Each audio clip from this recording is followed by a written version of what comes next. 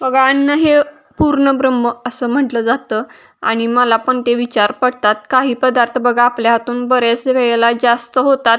असं काय नाही होत की जेमतेम होतील. तर त्या पदार्थांच्या आज मी लेफ्ट ओव्हर रेसिपी बनवलेल्या आहेत. तो व्हिडिओ आज मी टाकलेला आहे. तर हा व्हिडिओ शेवटपर्यंत नक्की बघा. चॅनलवर नवीन असाल तर लाईक, एक छानशी कमेंट करा. चला मग व्हिडिओ स्टार्ट करूया. नेहमीच माझ्या हातून बटाट्याची भाजी ही जास्त होते. तर सगळेजण खाल्लेली असतात आणि परत ती भाजी नको म्हणतात. मग अशा वेळेस मी असंच काहीतरी करते. छान असे त्याचे गोल गोल वडे तयार केले आणि बेसन घेतला, बेसनाचं घोळ तयार केला. त्यामध्ये थोडंसं काय केलं होतं, कॉर्नफ्लॉवर पण टाकलं होतं. कुरकुरीत वडे आमच्या घरी फार आवडतात. त्यासाठी यामध्ये हिंग, हळद, जराशी चटणी आणि मीठ आणि जरा उगाच सोडासुद्धा टाकला होता.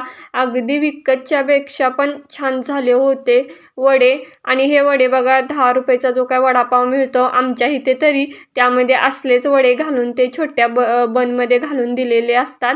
तर इकडे चपात्यासुद्धा माझ्या नेहमीच जास्त होतात. तर मी काय करते, मला हा पदार्थ लहानपणापासूनच आवडतो. हा वर्षातून एकदा केला जातो, पण मी नेहमीच घरी करते. असं राहिल्यानंतर छान अशा खरपूस भाजून घेतल्या, जेवढ्या चपात्या होत्या तेवढा, आणि गरम असतानाच त्याचे तुकडेसुद्धा करून घेतले.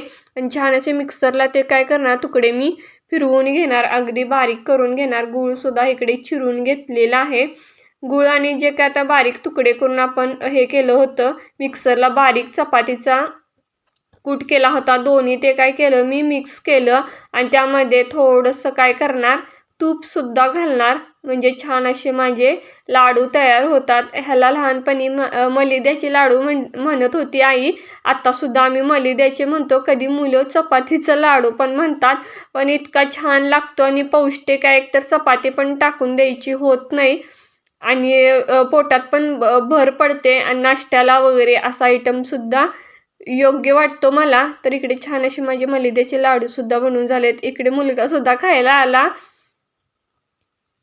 तर बघा, तिसरी रेसिपी लेफ्ट ओव्हर पदार्थापासूनच सगळ्या रेसिपी मी तुम्हाला आज दाखवत आहे.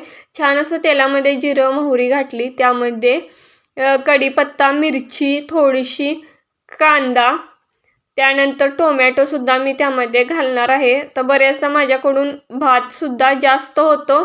तर असं सकाळच्या नाश्त्याला न्याहारीच्या वेळेलासुद्धा असा भात आमच्या घरी खाल्ला जातो. ह्यामध्ये हिंग, हळद, चटणी, मीठ घातलं आहे, जरासा गरम मसाला घातला आहे, चिकनचा जो काय मसाला असतो तो सुद्धा घातला आहे, मीठ घातलेलं आहे चवीनुसार आणि कोल्हापुरी तिखट आणि घरचं तिखटसुद्धा घातलेलं आहे. आणि छान असं परतून घेतलं की छान खमंग भात आपला होतो.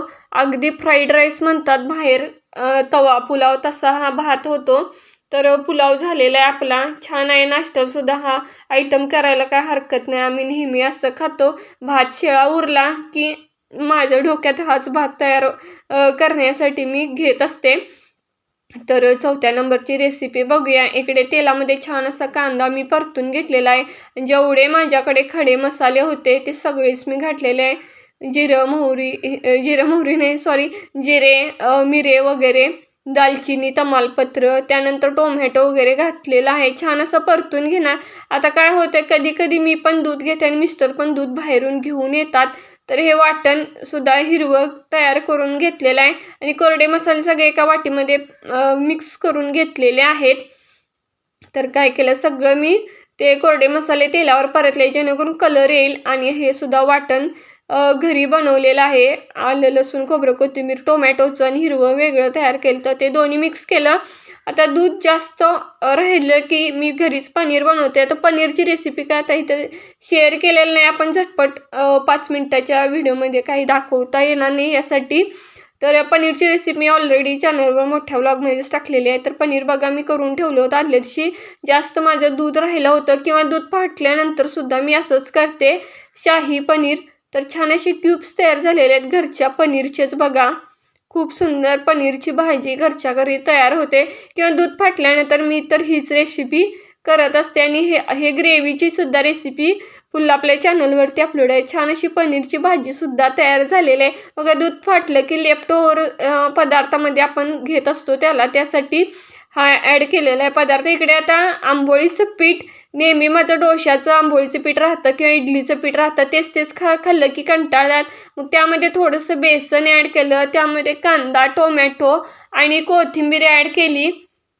आणि थोडेसे काय केले, कोरडे मसालेसुद्धा ॲड केले. तिखट, मीठ, हिंग, हळद, जरासं ओवा, चटणी, मीठ आणि छान असं बॅटर तयार करून घेतलं. आता ह्याला आमच्या इकडे उत्ताप्पा म्हणतात. आता छोटे-छोटेच करणार आहे. मिनी पिझ्झा करतो त्या पद्धतीचं तेल टाकलेलं आहे. तवा गरम करून घेतला. पहिल्यांदा तेल थोडंसं पाण्याचा झटका दिला की आपला तवा रेडी होतो. त्या पद्धतीने तयार करून घेतला आणि मिनी पिझ्झे कसे असतात तसे दिसत आहेत आणि हे सुद्धा खायला फार छान लागतात.